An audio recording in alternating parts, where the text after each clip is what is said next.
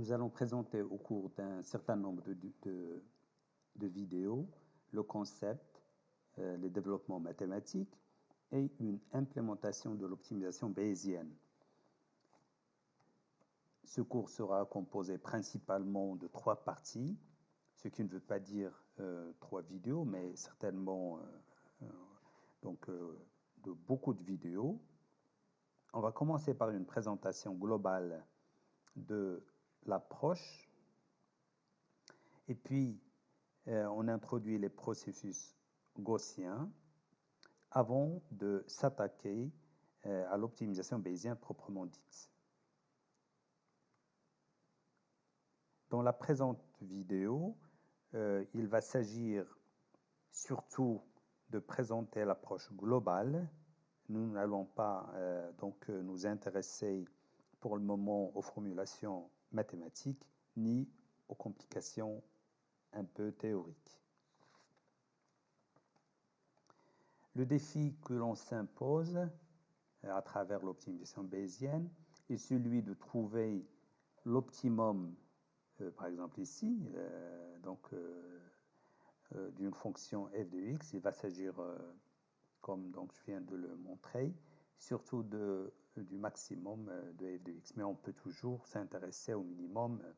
On sait que maximum ou minimum global d'une fonction, on peut passer de l'un à l'autre très facilement.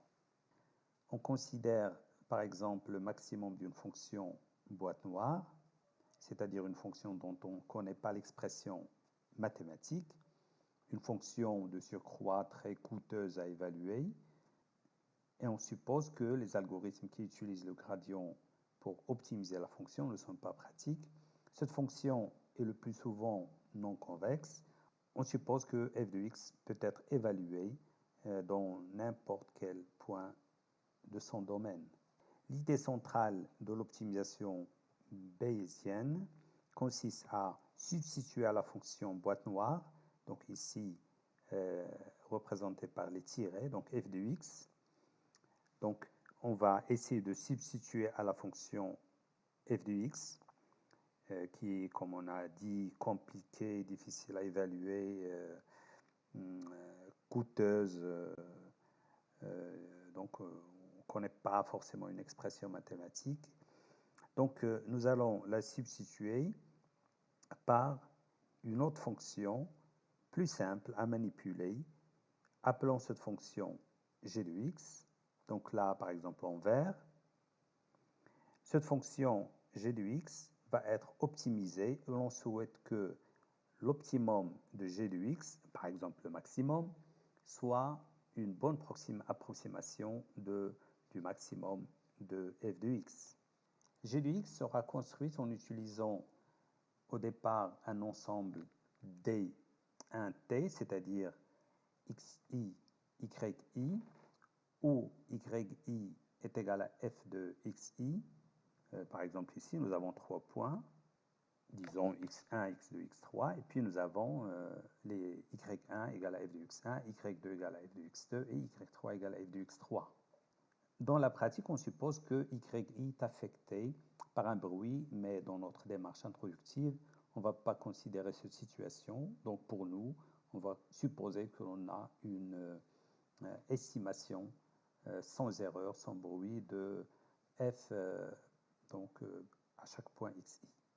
Nous allons utiliser les processus gaussiens pour construire donc la fonction g de x, mais là, on va noter mu de x.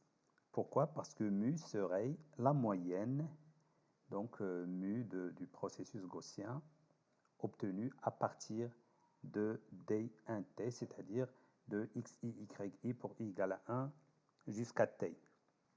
Quand on dit processus gaussien, on suppose que nous disposons d'une distribution de probabilité. Ainsi, pour chaque point x, on n'a pas seulement une valeur qui approche f de x, mais nous avons une distribution de probabilité sur toutes les valeurs possibles, par exemple ici, toutes les valeurs possibles, ou là, toutes les valeurs possibles une distribution de probabilité sur toutes les valeurs possibles à f de x. On suppose aussi que cette distribution suit une loi normale. Vous voyez ici, nous avons donc mu de x, c'est la moyenne, et l'écart type sigma, et donc sur la figure, on voit alors l'estimation de l'incertitude que nous avons par rapport à f de x.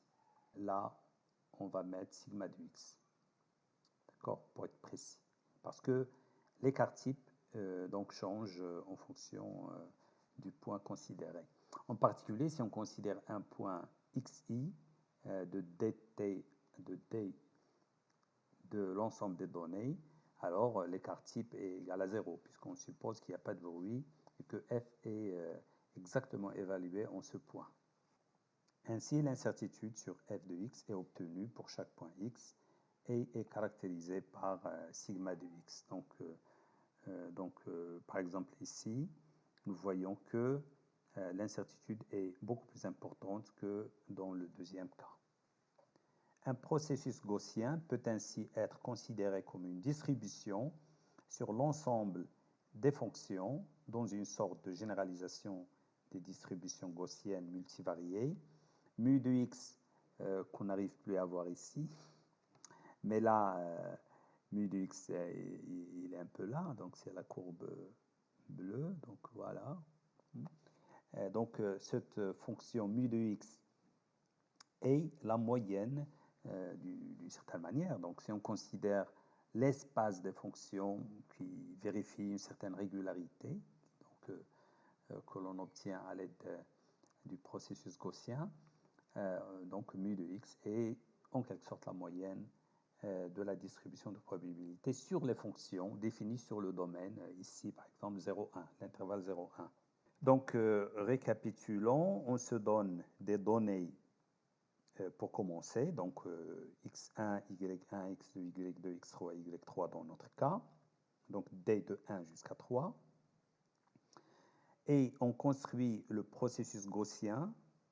Maintenant, on souhaite prédire un point supplémentaire, xt plus 1, donc qui va nous permettre d'améliorer notre connaissance de f. Cette amélioration doit surtout satisfaire notre objectif qui est de trouver donc le x étoile, le maximum dans notre cas de f. On souhaite donc que xt plus 1 soit proche du maximum, d'accord, parce qu'on va évaluer f en xt plus 1, et donc on va éliminer notre incertitude autour du maximum global. Voilà, donc rappelons que x étoile, bien sûr, est inconnu, mais que en évaluant f, on améliore notre connaissance de ce maximum, un peu du voisinage dans lequel pourrait se trouver x étoile.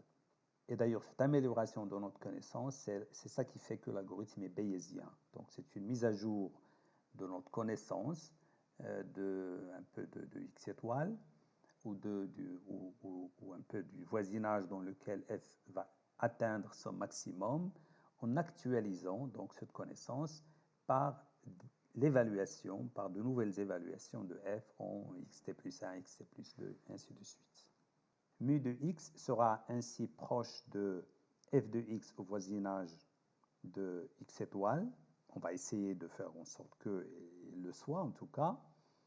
Et donc, le maximum de mu de x va être calculé et va être considéré comme une bonne approximation du maximum de f.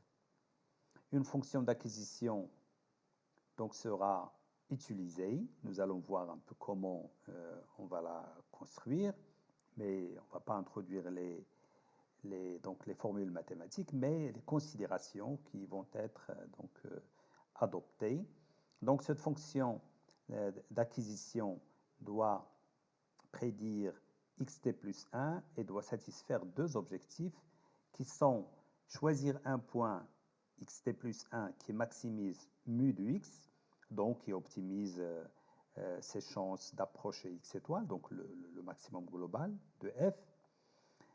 On parle alors de exploitation des calculs déjà effectués. Mais cette fonction d'acquisition doit aussi choisir un point dans un voisinage où notre incertitude sur f, donc l'écart type sigma de x, est maximale. Il s'agit ici d'une démarche d'exploration du domaine. On voit par exemple que notre incertitude, elle est grande ici, ici, ici, un peu ici. Notre incertitude sur f ici n'est pas très grande, toujours parce que donc l'écart type sigma varie selon donc, le x que l'on choisit.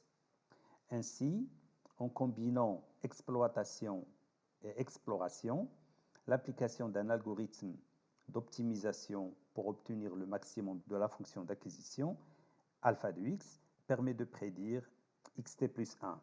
Donc xt plus 1 sera argmax de alpha de x, donc alpha de x, la fonction d'acquisition.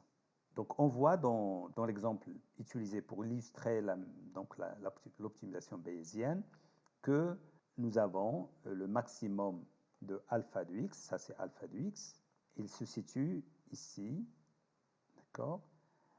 Et donc, ça va nous permettre d'obtenir xt plus 1 ici, et donc d'évaluer, de calculer f de x, donc ça va être un peu ici.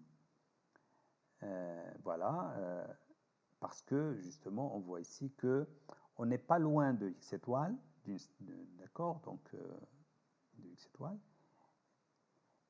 et en même temps, nous avons une incertitude qui n'est pas négligeable sur f.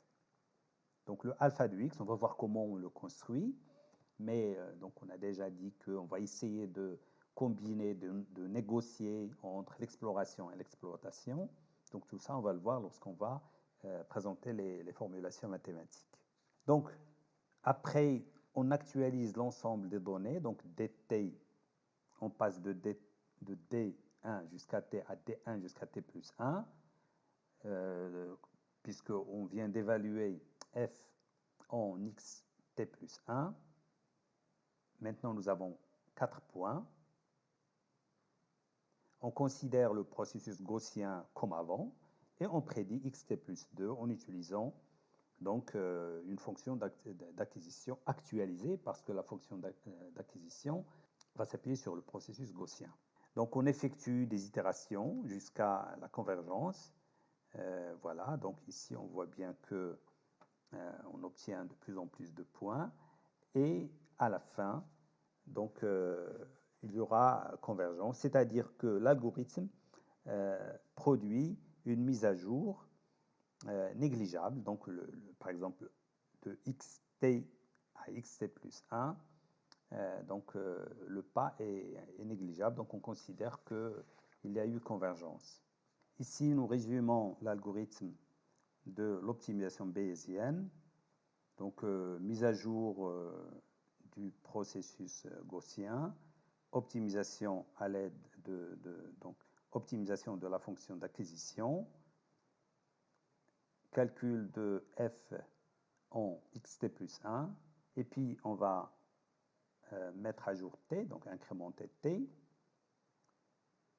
On met à jour l'ensemble des données, donc on ajoute le dernier point évalué, donc xt plus 1, yt plus 1, mais comme on a donc incrémenté t, donc on va réutiliser la même notation, d de 1 jusqu'à t, mais t bien sûr a été incrémenté, et puis on refait ça donc jusqu'à ce qu'il y ait eu convergence. Et merci.